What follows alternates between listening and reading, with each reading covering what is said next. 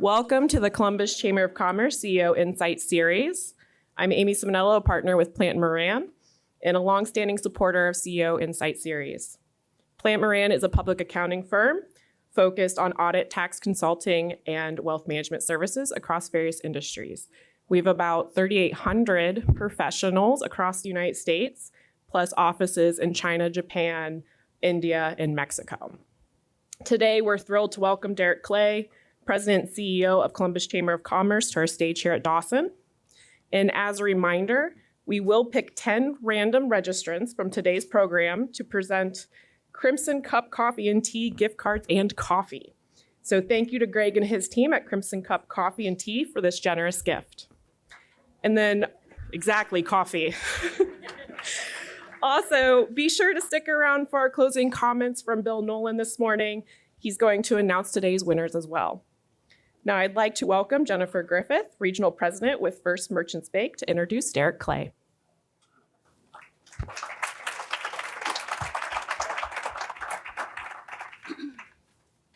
Good morning, everybody. So Jennifer Griffith with First Merchants Bank. We have been a really proud sponsor of Columbus CEO Insights for many, many years since this got launched. And we're super excited to welcome Derrick and Colleen to the stage this morning. Our community keeps growing and changing and evolving, and it's just an awesome opportunity to kick off this great year and our first CEO Insights, and I couldn't imagine anybody better to spend our morning with this morning than to learn about Mr. Derrick Clay. He serves as our president and CEO of the Columbus Chamber of Commerce. He was dedicated to driving prosperity and growth in Columbus region, business community through connections and resources and advocacy. He is an established leader with deep ties to the Columbus community and extensive experience in strategic development and organizational growth. Derrick brings a forward-thinking approach to advancing the Chamber's vision as the driving force behind a thriving Columbus economy. Derrick's career began in the Ohio legislature, where he assisted key policymakers and played an active role in significant legislative efforts. He transitioned into leadership roles in political campaigns, serving as field director for the Ohio Democratic Party and state director for Al Gore's presidential campaign. In 2004, Derrick became a partner at Ohio's first African-American lobbying firm, New Visions Group, LLC. As CEO, he led the firm to success before its acquisition by Shoemaker Advisors in 2022, where he then served as the senior vice president, delivering government relations and expertise statewide and local clients. Please join me in welcoming Colleen Marshall and Derrick Clay.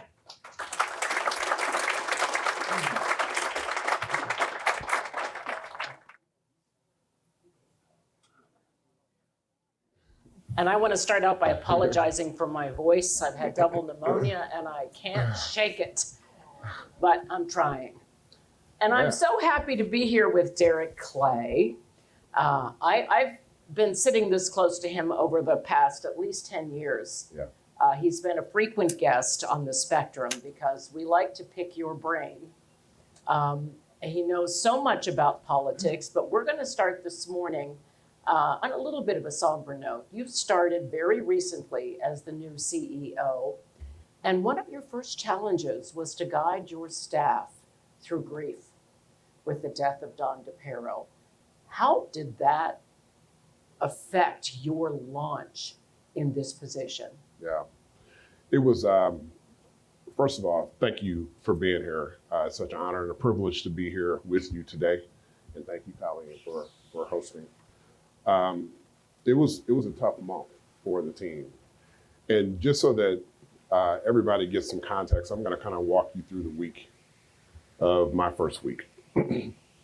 So I started on January 6th, very familiar date with a lot of folks around the country. Anything happen on that day?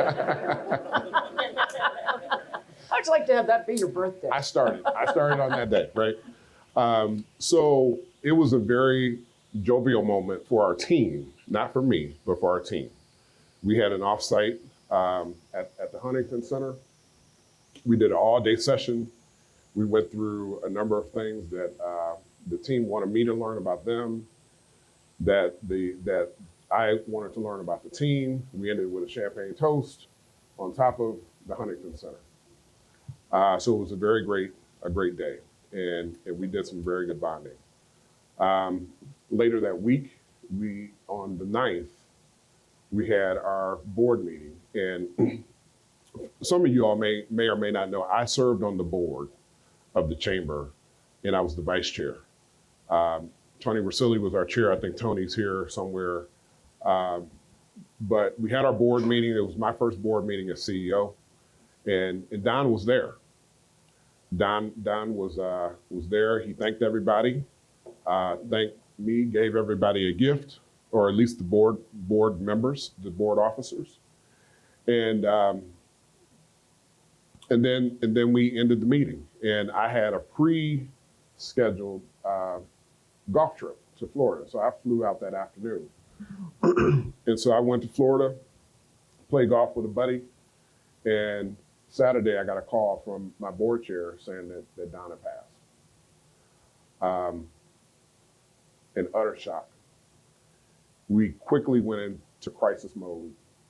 And, you know, I had asked Hope Cotter, our communications VP, if we had a crisis communications plan, not even 2 weeks prior to that, because I was thinking about a situation. What prompted it was a situation that happened in New Orleans where, you know, that guy drove into a number of people.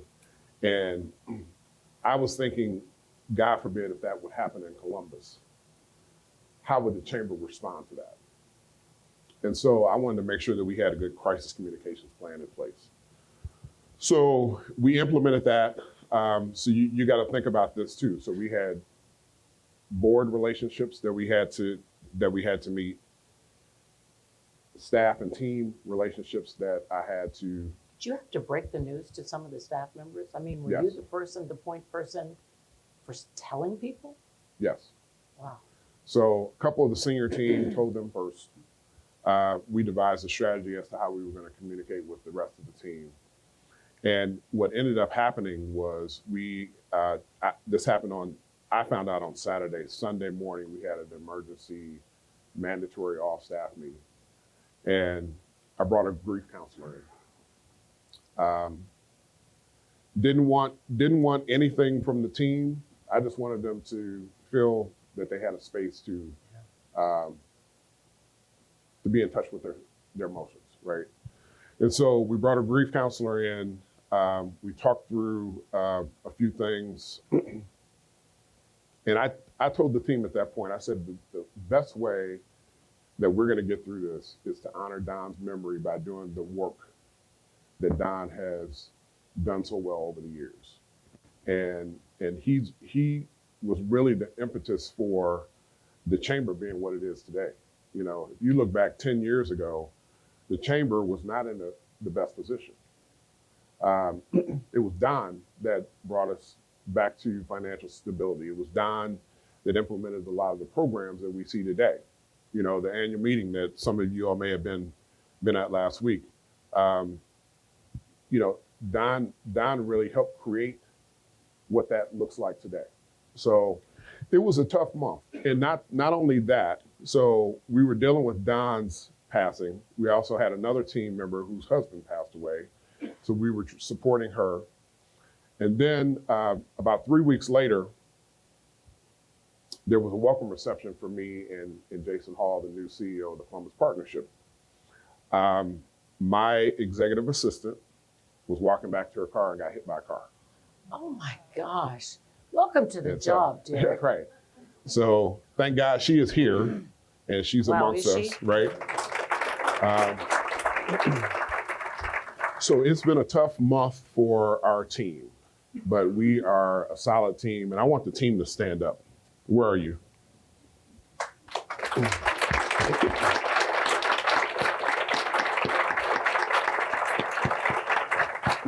Let's make the person who was hit by a car stand up, Derrick. Yeah. When I tell you that this is a resilient team, that this is a professional team, they're awesome. Well, you certainly have executive and communication skills that I have been privileged to witness over the years. But I'm going to take you back to the beginning. Yeah. Did you always have this notion that you were interested in politics? I mean, let's go back like to college. Yeah. Did you always think to yourself, someday I'm going to be at the State House lobbying these people who don't want to hear from me? You know, we're all guided by divine order. I was destined to be in politics. I was born on November 4th in 1970, the day after Election Day. I was, and I'm not bragging, I'm just giving you guys a journey, right? So you understand. I was class president in high school 3 of the 4 years. In high school, I was student Where's body. That was at Toledo Macomber. Okay. Jim Jackson went there. Jim Jackson from played for Ohio State. I was student body president at the University of Akron. And then I started in the legislature 30 years ago. So my career path has always been in politics. It's always been in public policy. And that's where God had me. And I think he's prepared me for this moment right now. It's different though when you're just starting out at the State House, isn't it? Yeah. Because, you know, we know you had a very successful lobbying operation going on down there. But when you first get to the State House as a young man who's launching his career, walk us through what those days were like. Yeah, much different time back then. I started under the Vern Rife era. So when I started, I started in the majority, believe it or not. Like Democrats actually were in What? the majority. But that was short-lived. In the olden times. Yeah. In the olden days, way back in the day.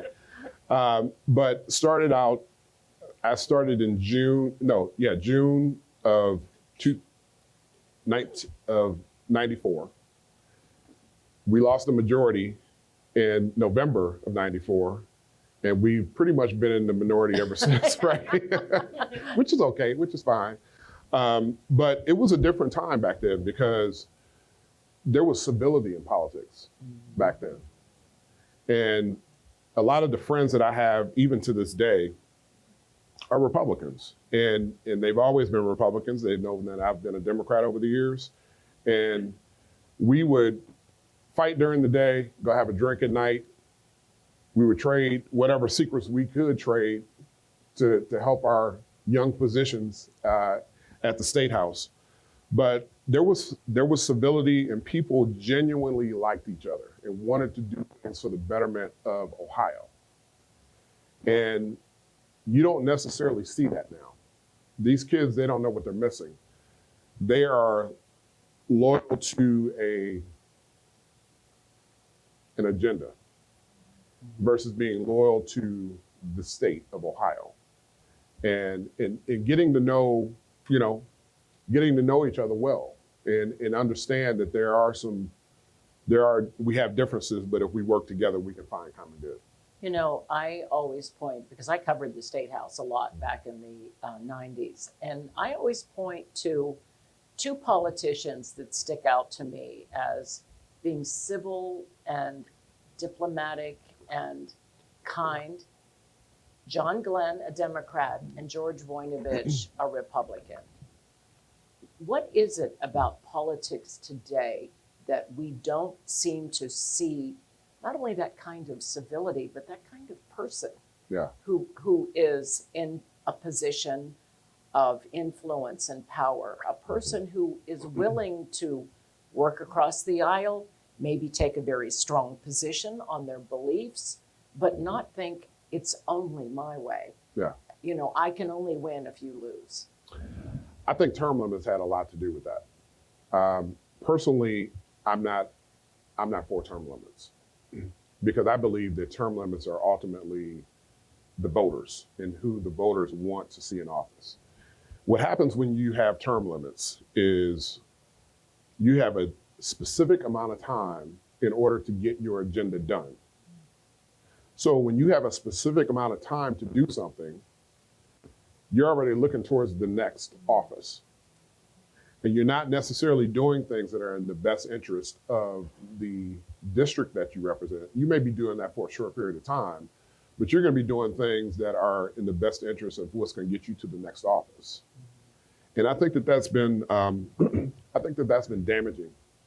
You know, a good example of that, I think, is how at the Ohio State House, what we're seeing, you know, this effort that term limits are great, is what we all heard, because, you know, they're going to get new blood in there. No, it's not.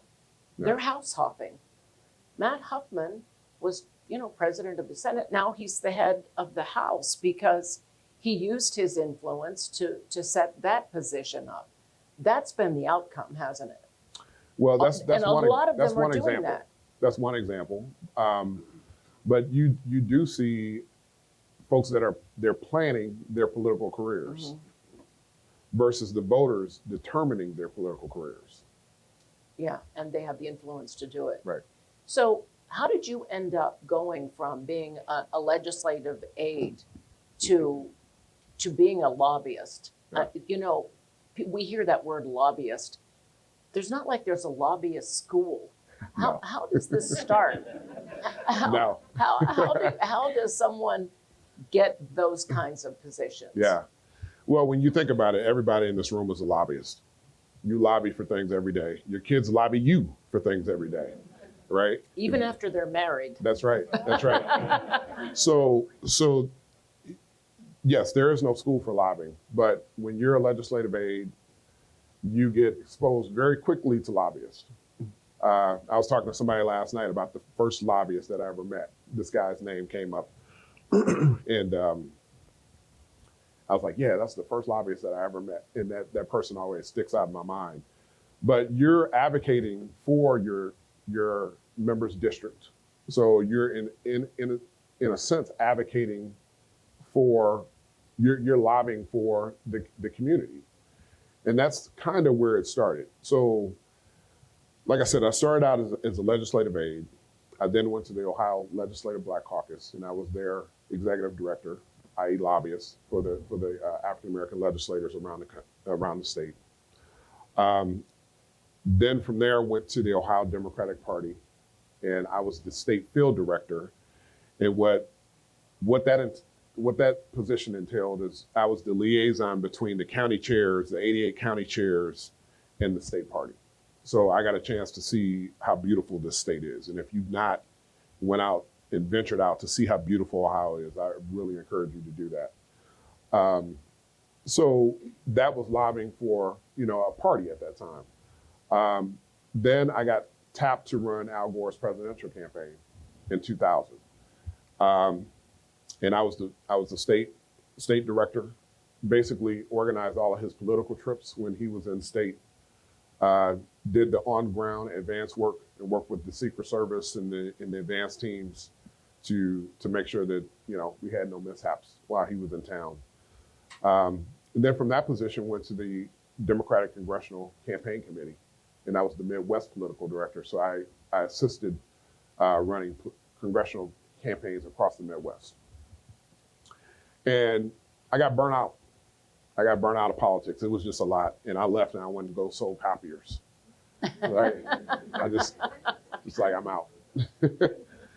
And so that was a great experience. I was only in that position for a year, but it was one of the most valuable experiences that I had because it taught me how to deal with people on a different level, right? When you're dealing in campaigns, a lot of times you're just telling people what to do, you're getting yelled at, I mean, it's just a number of things that are not normal in life. But you were pretty young to get the responsibility of being the state chair for a presidential campaign. Yeah. Did you feel the burden of that? Were you like, absolutely. what give me this job for? Absolutely. I mean, that is a massive undertaking, isn't it? And Yeah. I don't, because of the job that I do, I get to see the behind the scenes efforts a little bit of the legwork that goes into a campaign like that. Was that like a massive undertaking for you? Yes, it was. It was an incredible undertaking. So when you get to that level of political campaigning, you have help from the national office, right? So I had people from all over the country that were here helping. I had 3 direct reports that reported to me, but I was the person for Ohio. So anything that happened politically in Ohio, that the campaign knew that I didn't know, it was a problem, right? So I had to make sure that we were on top of all of the news all the time. We had to monitor things. I was up 2 or 3 o'clock in the morning on a regular basis, just preparing for the next day. Because when you have a presidential visit, it's one thing when you're running for president and you're not the president or the vice president. It's another thing when you're the actual vice president and you're coming in state. So that's a whole nother layer of responsibility and working with Secret Service and working with White House communications and all the things that come with that, and then managing your team and making sure that somebody didn't get left off a list that should have been on the list. So when all that was going on in Florida with the Chads, Yeah. what was that like for people who were on the team? Y'all remember that? Yeah. You're too young to remember that. The hanging Chads. I was there. Oh, yeah, Yeah. that was, while that was going on, that looked like it would be our constitutional crisis because there was such division. Were you when he finally said, okay, I'm going to concede, which a lot of people say he did for the good of the country. Right. Were you one of the people who thought he should do that? At the time, no. I didn't think he should have, succeeded or conceded. But it wasn't up to me, right? And he did do what was best for the country. And, we went on and we were fine. George Bush went on to be president and he did what he had to do to run the country to the best of his ability. And we had a successful transfer of power. But that was an incredible experience. I mean, taking affidavits from people that said that they didn't have their vote counted. There was a bunch of shenanigans that were happening in Florida. And at the time, we thought that would be the biggest division the country faced. We obviously didn't know what was coming. So you have clearly been then political. You are in a role now that you're not supposed to be partisan. Right. Is this a tough gear switch for you? No, I'm partisan. I'm partisan for the business community. And that was a good answer. And I do what's in the best interest. Are you sure you're not running for office? Yeah, okay. Yeah, so, it was a mind switch. That's what it was. You and I talked a few weeks ago about, being on the spectrum. And I made a conscious decision not to do that anymore. Yeah, I know. Right? Because we have members that are Democrats, we have members that are Republicans, Libertarian, Independents. The Columbus Chamber of Commerce represents the business community. We're the advocacy organization for the business community. So that's where my loyalty lies. But you have to now navigate businesses Right. through some tough times. So I'm going to ask you some questions about that because you can't separate your own political beliefs from what you now have to help businesses navigate through. Right. And I'll use as an example, all of a sudden DEI is a dirty word. Dirty phrase, it's not a word, but you know what I mean. All of a sudden, DEI that was so incredibly important to businesses. I'm wondering what you're hearing from businesses in this city as they try to, when I was at Porter Wright, DEI was a focus. There was a committee. There were efforts made to make sure we were being inclusive, not just people of color, but to women. Women in the law profession, as an example, have different challenges. And so they were properly trying to help navigate a variety of people through a profession. So what are you hearing from businesses when all of a sudden they're being told that DEI has to go away? There's a lot of uncertainty right now. Businesses don't know what to do.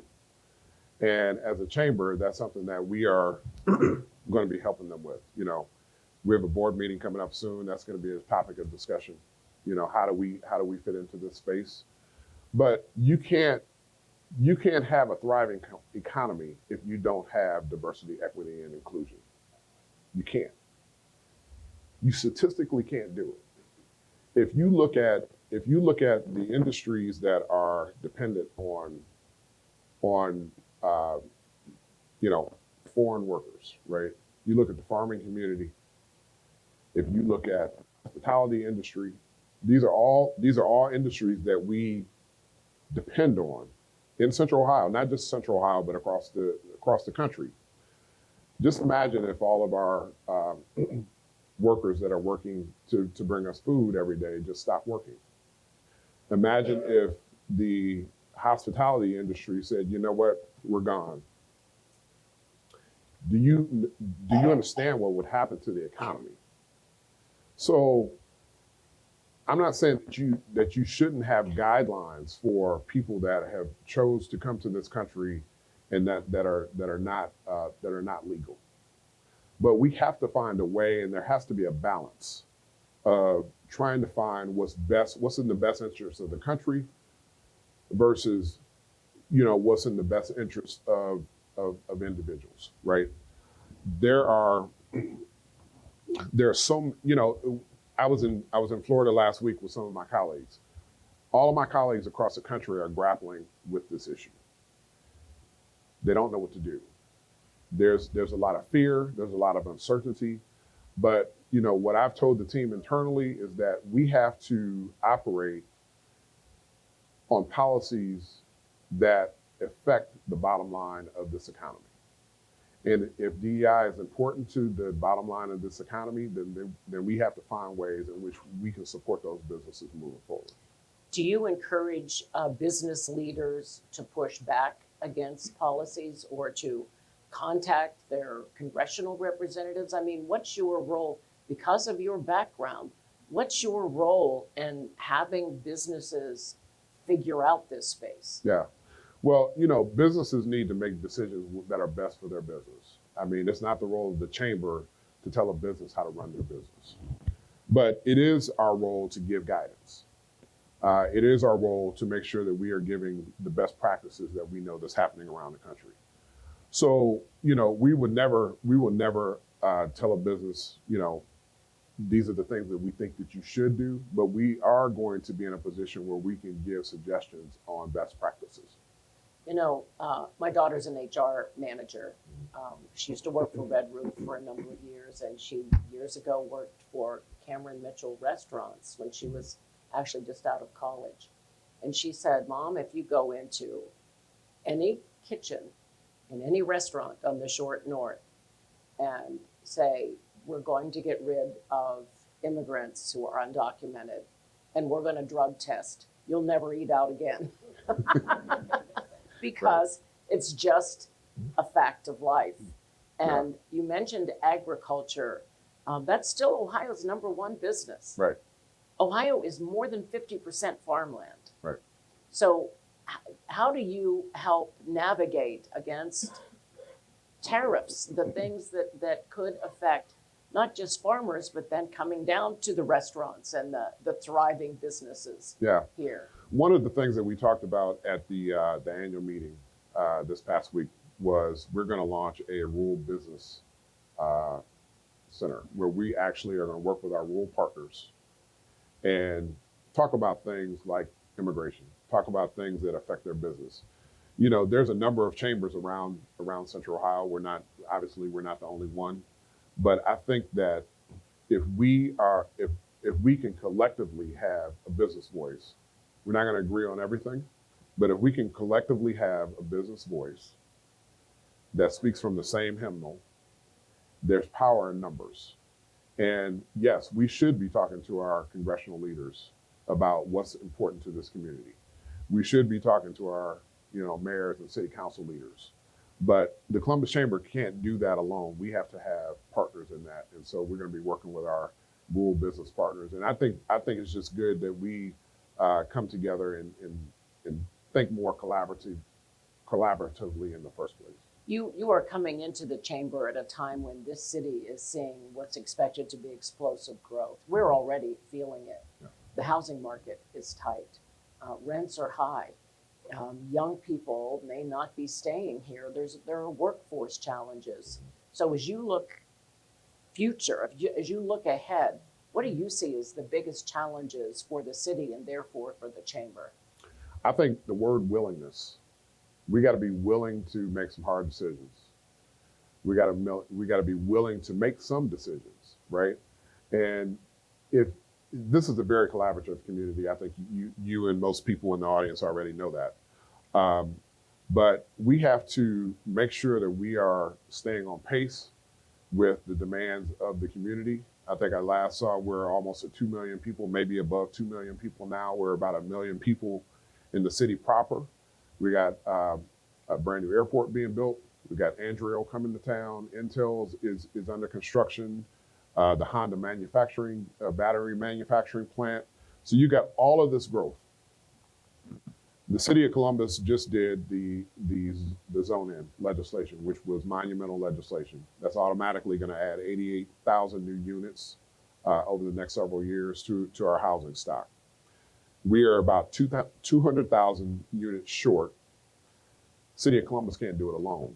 We need a regional housing strategy. And I know that the mayor has been working on that, but the word willingness comes back because if you have to have your but your suburban partners understand the bigger vision for where we're going as a community. They have to buy into this strategy.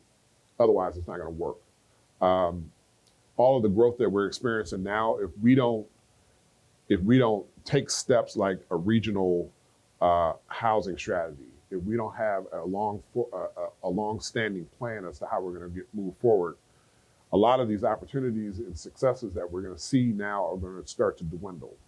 But who's in charge of herding those cats, of getting the suburban communities on the same page? Yeah. There has to be, sure, a willingness. Yeah. Who makes those calls? Is this up to the mayor of Columbus to get the other mayors to engage? Is there regional responsibilities here? Morpsey, who should be heading all of this? I think that the mayor is already working on talking to some of the mayors across the region. I don't know if there's one point person or organization. We're gonna have to work together. It's gonna be the chamber, of course. It's gonna have to be the Columbus Partnership, One Columbus, Experience Columbus, Morpsey. There's gonna have to be a team of partners. Now maybe there's one facilitator that kind of helps pull all these organizations together and make sure that we're moving the train forward. But I don't know if this is big enough where there can't be just one organization that's responsible for pulling that all together. What kind of support do you need or do you wish you had from the State House? Well, I would say that our statewide leaders have a business mindset. Just understanding their agenda for what they would like to see for cities across the country. Across the state. Matt Huffman is a business-minded person. Senate President Cawley is a business-minded person, and I do believe that we have a business-minded legislature. So just making sure that they understand that we're the local team on the ground that's feeding them the information that they need to make informed decisions about how to move business forward in Ohio. But when you see efforts like, let's say, the school voucher program, some businesses think that's great. Some also think it's pulling funds from regular schools, from our public school system. Is that something that you think the chamber gets involved in, or do you step back and say, good luck with that fight? I think the chamber's role is to make sure that we have good quality education for our kids so that we have a good quality workforce moving forward. I don't know if it's our role to get involved in the voucher fight. We can certainly have opinions, but you have to have a good public education system in order to have a good have a good workforce. Private schools, charter schools all have a role in that. But charter schools need to be accountable in making sure that they're meeting the same standards that public schools are scrutinized under too, right? So we got to make sure that we have a good, solid workforce. And I think that that's where the chamber's advocacy would come into play. How would you grade the workforce right now in Central Ohio? I think we have a good workforce. Yeah. And you have. You want me to give it A to F? What do you? I want you to tell me if there's ample workforce, and if you think the needs of all these businesses moving in will be met. Well, we do have some challenges in that area. I think that we have a great workforce. I think we have an educated workforce, but I think that we have enough people to meet the demands that we have moving forward? That's a different question. And I think that we have more work than workers, right? Yeah. So we got to make sure that we are continuing to have good educated folks coming out of our schools. And it's not just a college education either. We got to make sure that we have good certificate programs so that people can get trained on a specific skill so that they can be ready for the workforce right away. You know, you were, when you were running your own lobbying firm, you were the CEO. There were a handful of people who worked for you. All of a sudden, as you're heading the chamber, you have a board of directors. Yeah. You have a lot more people working for you. What's that transition like for you? Going from being, I'm the boss, everybody listen, now you're answering to a board, and you got a lot more people that you have to manage. Yeah. Well, you know, we all got bosses we got to listen to. Oh, you've been to my house. Right. But I'm the boss. I know that about you too. No, it's again, it's the 30 years of training that I've had working in the legislature, having to answer to my boss, having to answer to the people in the district. You know, it's working for Vice President Gore, having to answer to a. What was he like, by the way, for you personally? He was a little stiff at first. What? A little stiff, but he actually has a humorous side to him that I got a chance to see, which was nice. But I think levels of experience prepare you for the role that you're in, right? I've been on boards, so I understand being on the board side of the table. Now I'm in the CEO role. I understand answering to a board. So there's a relationship that I have to have with my board. There's also a relationship that I have to have with my team, right? And there's a relationship that I have to have with the external business community. So those are the three buckets that I kind of live in this role, making sure that the board's vision for the chamber is met, making sure that our team has the tools that they need to be successful in their jobs, and then making sure that our members and the greater business community understand that the chamber is an advocate for them. And, you know, if my VP of membership is here, I'm not sure if Lori's in the room. She would kill me if she heard me say this, but I don't necessarily care if you join the chamber. I do. Yeah. I do, right? Yeah, you better say that. I do. I care. If you're not a member, we can get you set up right. I care more about being a good advocate for the business community, because if we provide the value proposition that businesses understand and know that we're fighting for them, then they're going to join regardless if we come to them or not. That's the type of environment that I want to make sure that we are creating for our business community. You say you're advocating for them and fighting for them. In what arena? Where do you see your role as an advocate for business? Who are you talking to when you're talking about that? So we're talking to the legislature, we're talking to City Hall, we're talking to our peers, our business community, understanding what they need. We're talking to our board. So there's several audiences that we're talking to.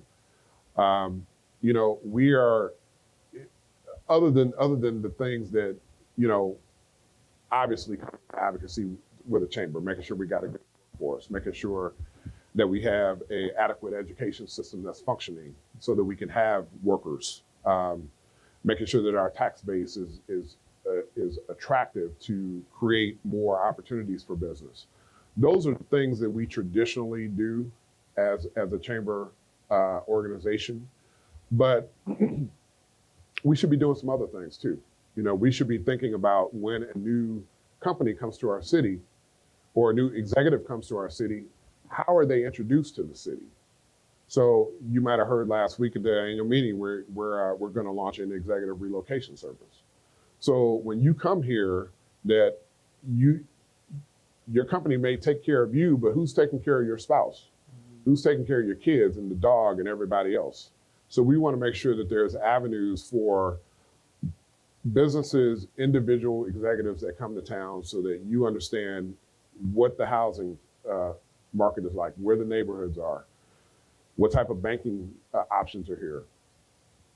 If you need a car service, we can help you with that. If you need transportation, all of those things that you don't necessarily think about when you move to a city or you're left to yourself, left to your family to think about. The chamber should be the one-stop shop for that. Well, that's kind of an aggressive approach that hasn't been done before, I don't think. When you have companies like Intel and Honda looking at these massive expansions, what's the role of the chamber in that? I mean, Intel obviously, and Intel seems to be having some of its own problems that I think probably they're worried about at the State House. But when companies of that size come in, what's your role with connecting with them? Yeah. Well, first, we got some great partners that we're indebted to make sure that we have opportunities like that. So One Columbus has done an excellent job of bringing opportunities to this community. The Columbus Partnership, of course, Experience Columbus. But the chamber's role, again, should be helping with advocacy. We should be helping with opportunities for individuals to get involved in our community. We should be thinking about programming that can help executives, that can help organizations. And we should just be a supporting role to those companies that are being brought in by other organizations in our community like Columbus, One Columbus and the Columbus Partnership. You mentioned the boards that you've been on, and you have been very active in the nonprofit sector here in Columbus. How do you maintain that? And why has that been so important to you during your career? Because you've been on a number of boards that I know about. I'm a servant leader. Again, it's not an accident why I'm here. I know exactly why I'm here. God put me in this position to help lead this business community. But before I got to this place, I had to understand what it was like to be a CEO of a large organization like the Columbus Chamber. So when you think about the role that I played with Morpsey, I was on that board for 15 years. And I was chair of the board for two of those 15 years. Got to know every single municipality, mayor, city council person in Central Ohio. I don't think that happened by accident. Action for Children, I was on that board. Got to know a number of prominent people in our community that served on that board who are friends today. But it helped me learn about the early childhood space in our demands for early child care, which is something that's important to me. Other boards, I served on this board. I've served on the Columbus Chamber board, so got to learn the inner workings of how the chamber board thinks. So it's been a crescendo up to this point.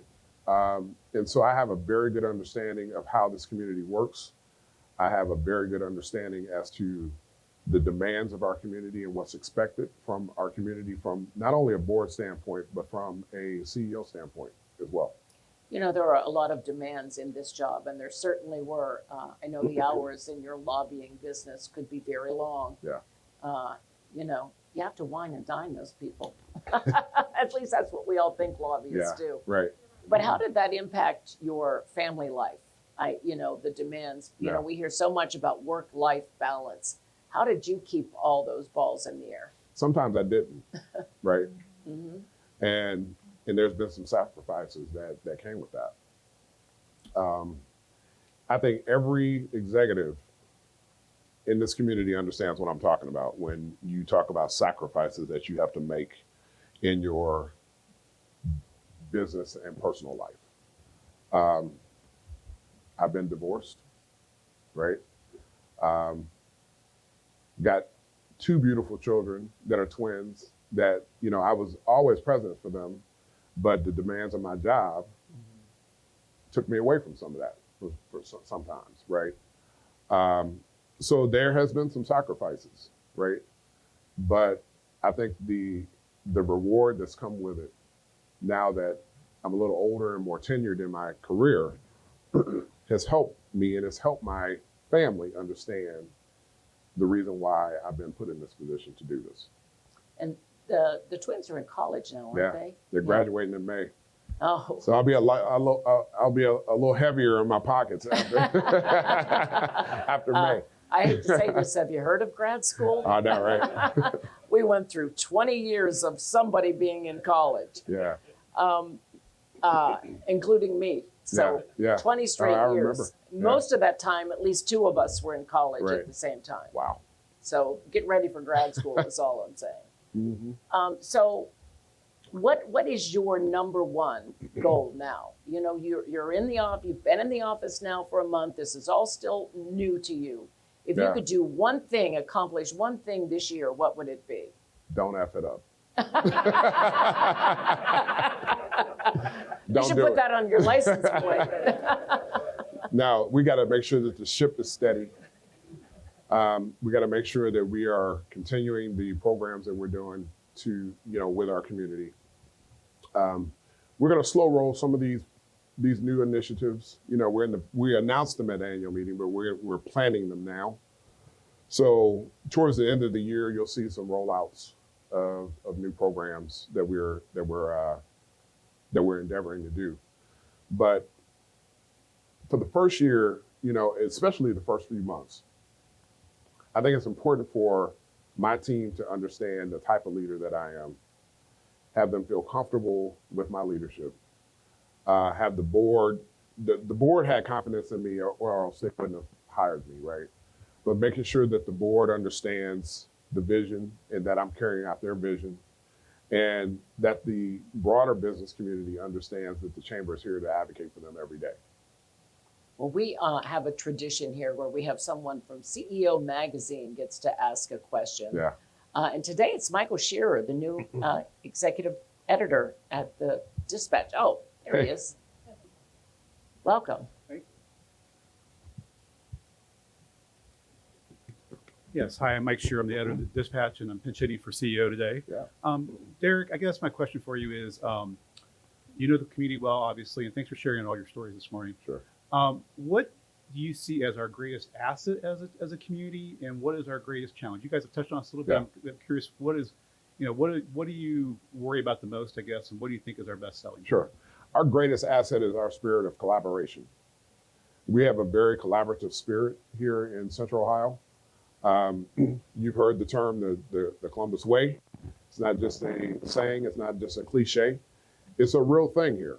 And that's something that I truly give credit to the Columbus Partnership. I know one of our founders of the partnership, Alex Shoemate, is here. But this community works together.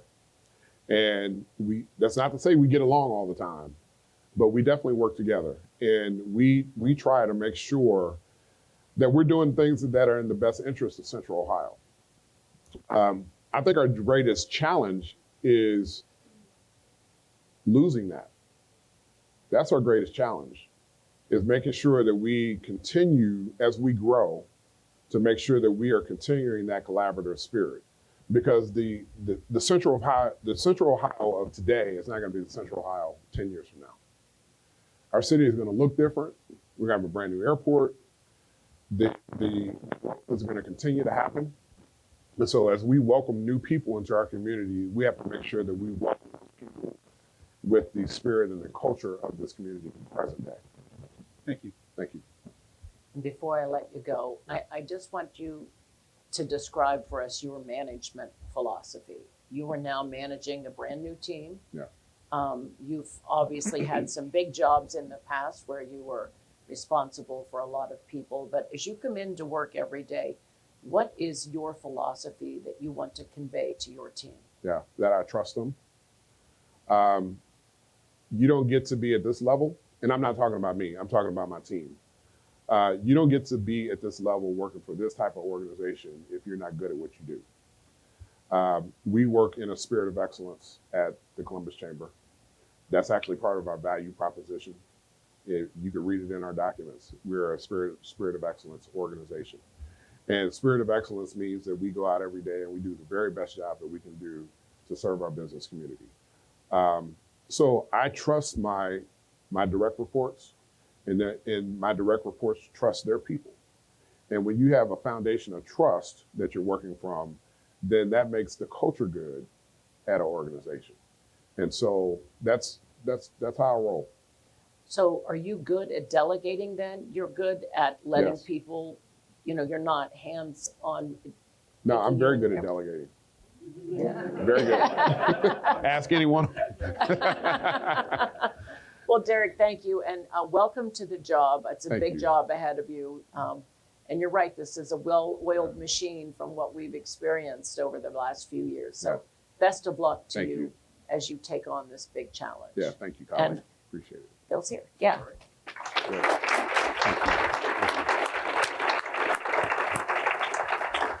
All right, thank you, Colleen.